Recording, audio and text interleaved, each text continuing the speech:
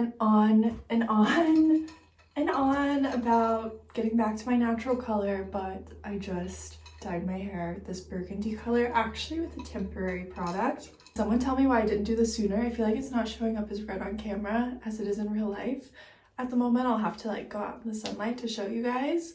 I was working with IGK on Instagram and I used this product. It's their color depositing mask in Williams Burgundy. And this is my new hair color for now. I feel so much more myself with slightly dark hair, no matter how much in denial I was about it. My hair still feels so healthy. I did this on dry hair. You can also do it in the shower with wet hair. I couldn't decide if I wanted to do this color, which is on the money. It's a bit lighter and coppery, or the burgundy color, but I went with the burgundy because it is a temporary product, but both of these are really pretty and it's so easy to do at home by yourself, and my hair feels so soft. They have fun colors too. You could do like little pieces. They don't know I'm including it on YouTube.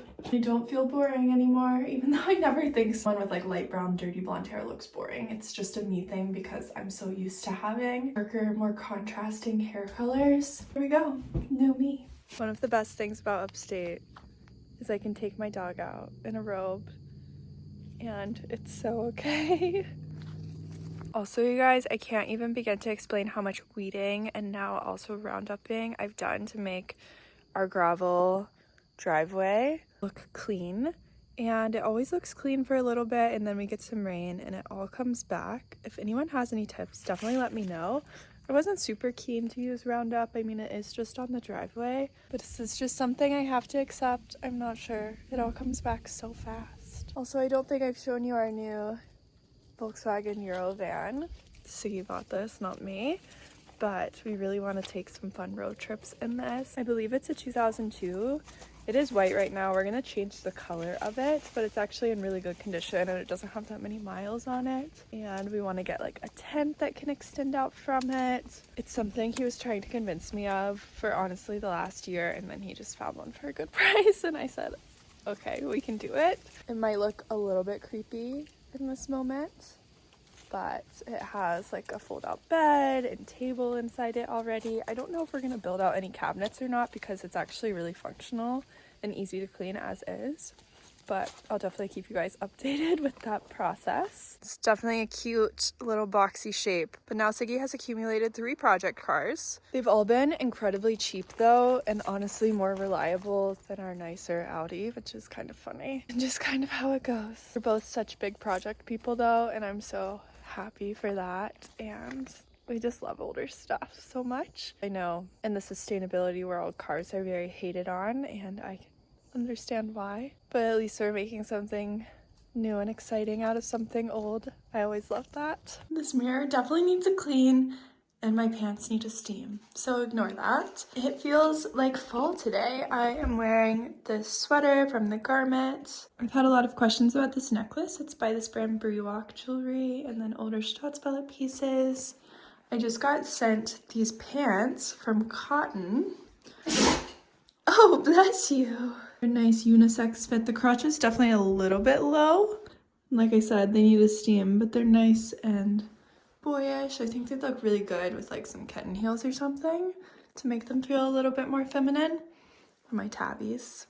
And then I'm just wearing my Vivaya flats for some really comfy house shoes. I wanted to sit down and share with you guys a new bag in my wardrobe, which brings me to the sponsor of this video, Songmont. I picked out their drippy roof bag here in the color Stardust. It's so gorgeous. But I actually had a really hard time picking out a bag from them because they had so many beautiful options to choose from. So Songmont is a premium leather handbags maker at a more mid-tier price point. So for example, this bag is $520 US, but the quality is honestly exactly the same as bags that I've owned that cost thousands of dollars retail. The Stardust color is this beautiful blue toned gray. I'm so obsessed with this color lately. I think it looks really good with reds. The white contrast stitching is such a lovely touch. There's also these convenient side pockets where you could add your phone, which I would show you, but I'm filming on it right now. I have my glasses in here. The flap is a magnet. I also have a smaller version of this bag that I really like, but I just find when I've gotten smaller bags in the past, I don't use them as much, but that's more of a lifestyle thing for me, and it easily fits all my essentials, like my wallet. I have a journal, sunglasses, and there are some nice inner pockets for organization. The bag also includes these metal feet to protect the bottom and super subtle branding. Here's an example of how I styled the bag. I love that you can wear it with the longer strap or the shorter strap. The bag maintains a structured shape while still feeling soft and tactile. And here are some of the other bag options that Songmont has available. I think their website also has such amazing styling. There are definitely a ton of great options. My second pick was one of these satchel bags. These seem really great for throwing in a laptop and just anything that you need for the day. So I will have the drippy bag linked below along with their website if you guys want to give Songmont a look. They definitely have some great work bags if you're still in school for back to school season. Some really beautiful suedes for fall and winter. So make sure to check it out if you're interested, and thank you so much to Songmont for partnering with me on this portion of the video.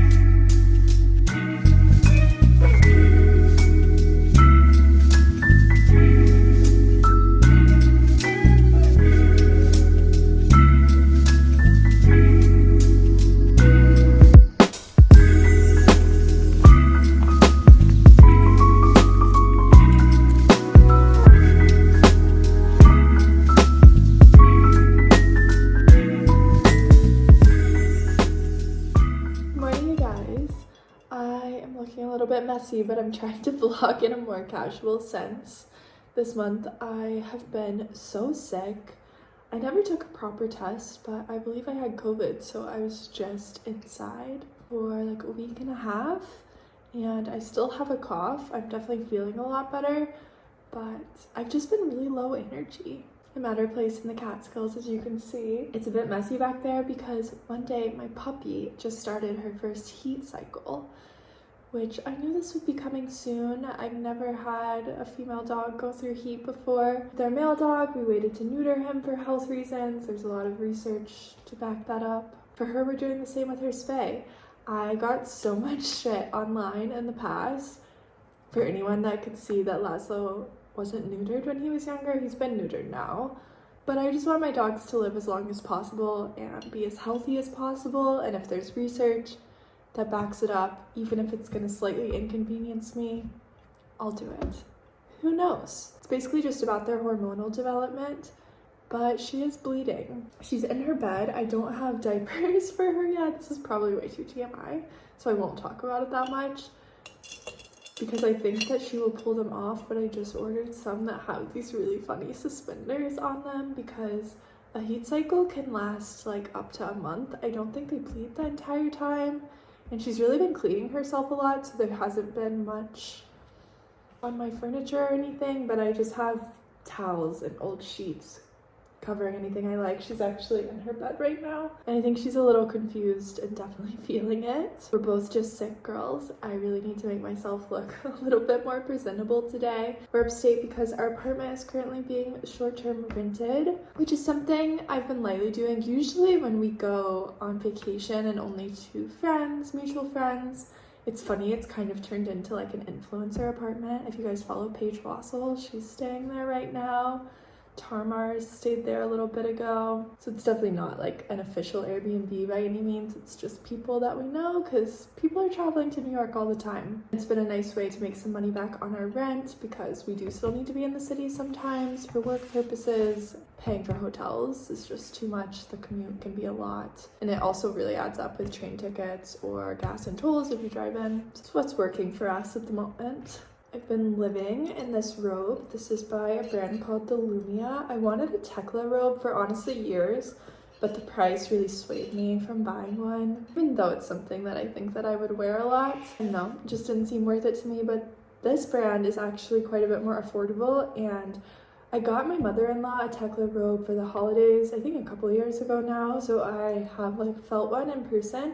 And listen, it's great, but I think this one's actually nicer and it's like half the price.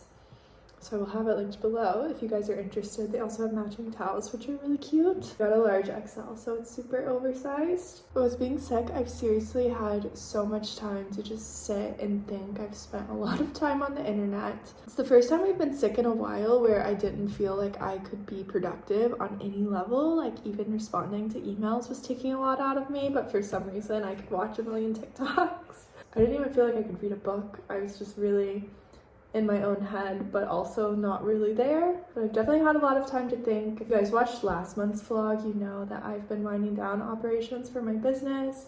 I think we're fully sold out at this point of all of our inventory. I might still have a few things lingering around that aren't on the website, but I may just keep those for myself for memories. I still need to wrap up all of our finances and do a few other things, but the weight that I have felt lifted just from doing that, and even though I've been sick and like I said, I haven't had much of a brain to really think about things, I feel like my mind is just so open to things I want to do in the future, other businesses I would love to run. I'm definitely not rushing into it too much because I can make an income from social media in the meantime and some other freelance work, but I feel very light and excited for the future, and that's something that I haven't felt in a really long time. It's a really amazing feeling. One thing I've been thinking about social media wise, which I would love to hear you guys' feedback on this. I've gotten some DMs of people asking me to do this, so I know there's some interest. But I've had my own website and newsletter through that web platform for quite a while now. But lately I've been so into consuming Substack content, so I've been thinking about migrating it over there.